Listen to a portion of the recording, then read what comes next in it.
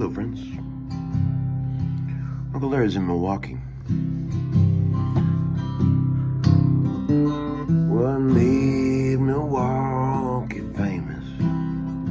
It made a fool out of me.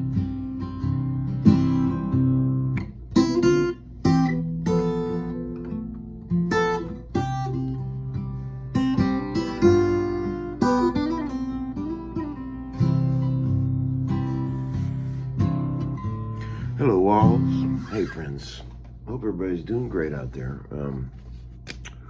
Checking in from the place that I remember from my childhood, where the intro to Laverne and Shirley was filmed. It was probably filmed on some Los Angeles soundstage, but it sure seemed like Milwaukee when I was a kid.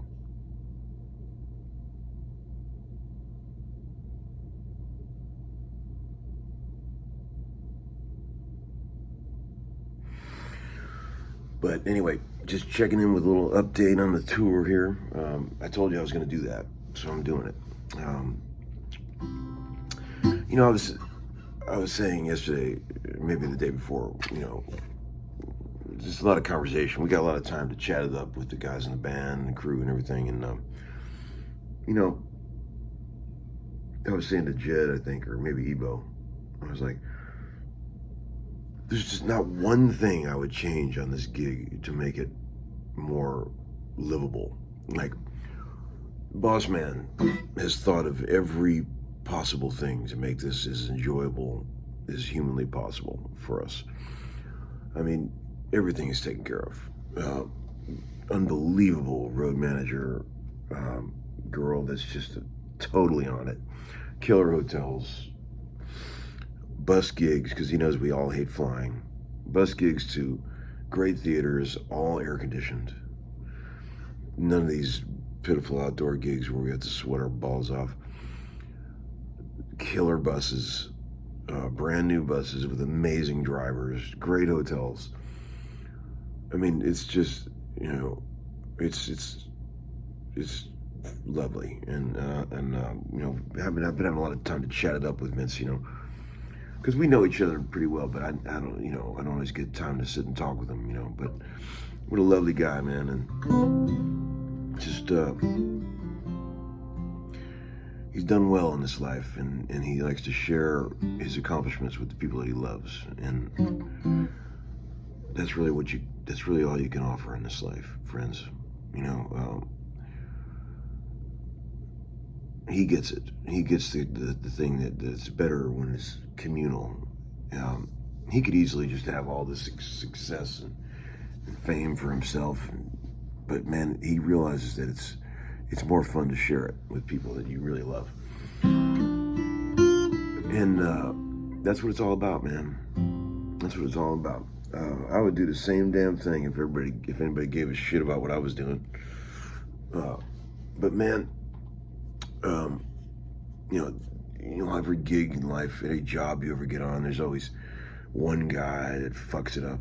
There's always one guy at work that you wish would get shit canned because he's a douche. It's not like that out here. Everybody's cool. There's not one guy I would fire that would make it easier. We got everything. We got bluegrassers. We got jazzers. We got young guys, old guys. We got women, men, blacks, whites. Fucking, it's all here. Everything you need. There's a young guy in the band. This is a bluegrasser guy. Although I don't think he likes being called a bluegrasser, so I'm gonna retract that last comment. But his name is John. He's a great guitar player, great singer, sweet guy. Kind of looks like Keith Whitley. And I've been taking it upon myself, even though I wasn't hired to do this, to teach him a bunch of guitar shit. So backstage, we goof around and I'd show him all this shit. I'd tell him the jokes about the old bull and the cows, all that shit. And he's great. He's a young fellow. He's soaking it in like a sponge. He's like, man, show me more, man. Show me more. I think I do have a bit of a natural teacher in me. I never really realized that probably until I had kids, But maybe I'm a pretty damn good teacher. I always thought it wasn't my bag, but I do enjoy showing people stuff, as evidenced by the 120,000 subscribers for the homeschooling program.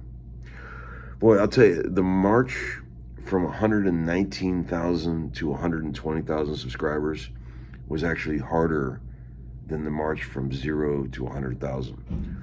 Once you get over 100, every additional 1,000 is like 10 years. Ain't that right, Guthrie? It's, I think there's really about 100,000 people in this world that give a shit about what I'm doing, and I think I've found them all. Which ain't bad, considering there's 7.7 billion people in this world. What percentage is that? But anyway, yeah, we've been having some fun. I didn't go out guitar shopping on the first day. I just wasn't feeling up to it. We were in Minneapolis, and I should have went to Willie's. Nate Westcore actually did come out to the show, the guy that owns Willie's, and we chatted it up. He's a sweet guy. I've known him forever. But I didn't go to the show didn't go to the store that day. I should have. But it's not like me to miss a day of guitar shopping, because my whole intention was to turn this entire tour into a blood-soaked guitar finding orgy. As I told you, that's the whole point of this. We're just ruthlessly pillaging the American music store scene for looking for anything cool. And so far so good. Yesterday we went to Chicago Music, and I got to hang out with the sweet David, who's become a friend. I haven't known him very long, but he's the guy with the 13 vowels in his last name. David Aziz, sweet guy. He's the one that takes us into the vault when we go to Chicago Music. Poke around in there. They always have some nice stuff. I will say, those dear boys at Chicago Music are not shy about asking tip-top retail for their instruments, which is fine. I get that. But, we're living in the age of the expensive guitars, my friend. They do have some beautiful stuff, though. But, I don't mind a little friendly haggling, Sometimes people think guys like us are a mark, Yeah, they got the money, charge those guys whatever you want. But I think it's important even to a guy like Vince Gill. Like Vince Gill bought he can afford whatever the fuck he wants, He bought a really rare acoustic yesterday at Chicago Music, and just because a guy is a legend and well-known and got all kind of money doesn't mean you can't give him a great deal, right? So there's all that. But I did fall in love with this guitar. Check this out. This thing is rad. A totally re-everythinged 63 SG that looked like Satan himself may have owned it. Talk about a evil-looking guitar. I fell in love with this thing the second I saw it, and couldn't stop playing it. And it was way too much money. And even after the guy knocked off the price, it was still like way more than I would have asked for. But I couldn't turn it down. I had to buy it because it's just such a fucking cool guitar. Took it to the gig last night and played it pretty much all night. This neck pickup right here, which is an old PAF, these were both PAFs. This thing is a portal to another dimension. Friends, when I opened that door and saw what was inside this world here, I saw things I've never seen before. Man, the rig that I've got cooking on this Vince Gill gig is just, I have never been happier. Every fucking note you play with this rig, it sounds like, I was joking around on a text thread today, it sounds like it's wrapped in a 10,000 count Egyptian sheet. That's an old Jed joke. Jed's got great jokes like that. He's fucking hilarious when it comes to that shit. But like, I've got this rig, the way it's all set up on stage, man. I've got a Tweed Deluxe cooking, and then I got a Blackface Deluxe reverb. But I'm running the Blackface Deluxe reverb instead of using the original speaker. I've got it running to a 212 old Fender white cabinet, like a blonde basement cabinet. And I had a custom back panel made for it where I cut the center bit out. Because I love those old Fender cabinets, but they're too bassy. And they're too woofy when you just leave them alone. So I had a custom back panel made for it where it's got a rectangular hole cut out in the back. So it's kind of open back. And it's got two old EV SROs in it from the 70s. And good Lord, those speakers sound good. I mean, when you play a low, clean note, like a guy in a velvet suit comes and hands it to you. That's what I see in my mind. Because his hair greased back and he's carrying a silver platter with that F note that you just played. And I say, thank you for that lovely F note, sir. And he's like, you're welcome, sir. And I say, may I have an open A string, please? And he's, absolutely, sir. I'll have that right up. It's beautiful. And we were joking around yesterday, like Ebo and I and Jed, we get a minute to joke around once in a while and, have a few laughs. And I said, man, if we had all the money in the world, and this is one of those gigs where there was just no limit to what gear we could bring out here and the crew to haul it around and shit. And money was not an object. If we were like on, one of those fucking, those money printing tours, what would I have brought? I would have brought this exact rig I got, but then I also would have added, I would have taken two old basket weave cabinets, and I would cut the backs of those too, cut the middle bits out, have custom back panels made, and I would have those on the ends, and I would have a 50-watt, two 50-watt plexis turned down real low, and I would have those just doing the TC old 2290 ping pong delays on both sides of the rig. That would just be for me. That would be for personal stereo effect monitoring.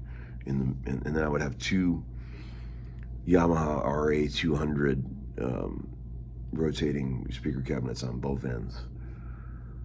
And then I would have a guy named Gerald who carries my bags from the bus to the room every day and sets everything up and says, Uncle Larry, are you okay for today, or can I please retire to my quarters? And I would say, yes, Gerald, you've done a fine job. That would be great. But man, I always think about stuff like that. If like money was no object, what would you really do? But man, I couldn't be happier. I mean, when you twang the low notes with this neck pickup through that rig, holy shit! Wow, Jed and I just look at each other and laugh because we're in the tone zone over there. The whole gig is the band's real quiet. Everything, you can hear everybody beautifully. You play a note, better mean something. You don't just play notes in there. You got to make sure there's a reason. You have to sort of send off for a letter to the government that says you're allowed to play that note there. It fits. You're good.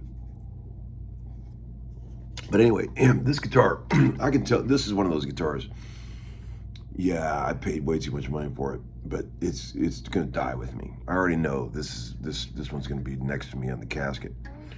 One of a few that I know for sure that I'll be holding on to. I can tell immediately. It needs a little work. Frets are already done. It's got the original Lyre Vibrola, which I love these things. Although you do have to do a little trickery to make them real nice. You've noticed in the old days, these bolts that hold these in are always get floppy and loose, and then you tighten them, and they're tightened for 2 seconds, then they get loose again, and they're all flopping around. think about the boys at Groons and Bubba and all my old friends. They know these little tricks, little washers and things you can put in there to make them real nice, where they stay loose but they don't get too floppy. So we got to do that. And I've had people say in the past, Larry, I don't know how you deal with those Lyra Vibrolas. They suck. These Vibrolas do not suck, friends. The side-to-side ones you find like on a 61 SG, yes, those suck. Those are terrible. Those should have never been invented. But these do not suck.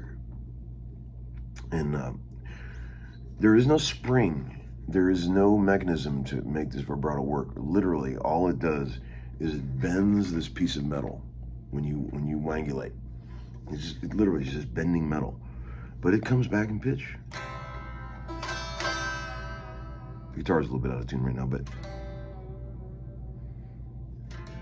they're great. I got them on a lot of guitars. I got them on Firebird. Whoever did the work on this guitar, somebody's probably watching the show. Let me know. Somebody repainted it. I think it started out live as a 63 SG and had all kinds of shit done to it. It's everything, as we say in the business. Breaks down on the heel and the whole bit. But man, it's just great. You know, I don't care about that kind of stuff anymore. If I like the guitar, I just like it. The only thing is when you're buying something that's all chopped up like this, just make sure it's priced accordingly. That's all I'm saying. You don't want to be paying full retail like I just did.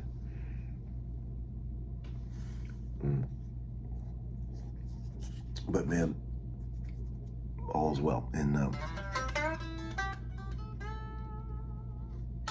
I'm trying to teach that boy John about that joke where the two old bulls were looking down over that field of cows. Sometimes when he plays, he's mostly playing electric or acoustic, but when he plays electric, sometimes his vibrato looks a little jittery. And I said, son, first of all, when you're bending, push them fingers together. He had his fingers like this when he was bending, all spread apart. I said, no. Push them fingers together. Whether you're bending with your little finger or your ring finger, push them together as much as possible.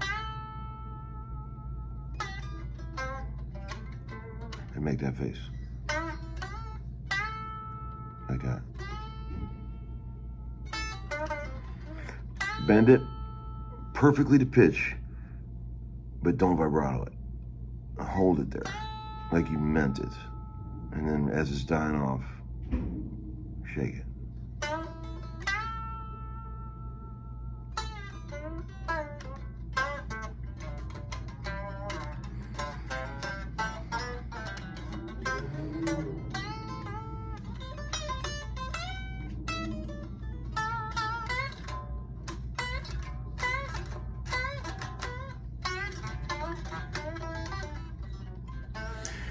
Boss man started to get heated up. Here's what happens when you get old like us. When you get on the road, you start. It's like an old race car. You haven't been playing a whole lot, so it takes a few nights to really get the old machine cooking again. I feel like last night was the night the band, all this shit we've been working on through rehearsals and gigs really starts to culminate. It takes a while to get it to the point where it's like natural and nobody's thinking and it's just happening. And Boss Man is really, he was complaining in the early days of rehearsal, man, I haven't played much and my hands feel weird, but he's playing great.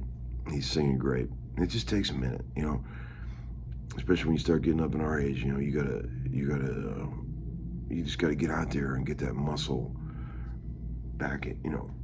They atrophy a little bit after a while, and but man, when you just keep doing it, all of a sudden, oh yeah, I remember this. It's a good thing, and he's doing great. He's singing amazing. We've been actually raising the keys of some of the songs, which is really cool. Hope you enjoyed the homeschooling program today, and I'll see you all real soon. Okay, with another road check. That's what I should call these. Bye-bye.